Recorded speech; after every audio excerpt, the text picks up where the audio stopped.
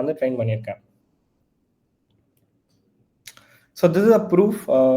நான் சொல்லியிருந்தேன் இல்லையா, ஆண்ட்ராய்ட் டீமுக்கு வந்து நான் ரிப்போர்ட் பண்ணியிருந்தேன்னு சொல்லிட்டு, ஸோ அதுக்கு எனக்கு $5,000 பே பண்ணாங்க. So this is a proof.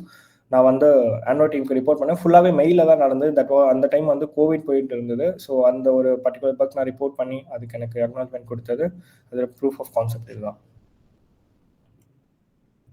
So yeah, a short intro about my company. So பேசிக்காக சைபர் செக்யூரிட்டி கம்பெனி என்ன பண்ணுனாக்கா, ஒரு செக்யூரிட்டி ஆடிட் பண்ணுறது and they just provide training and R&D steps வந்து ஒர்க் பண்ணுவாங்க.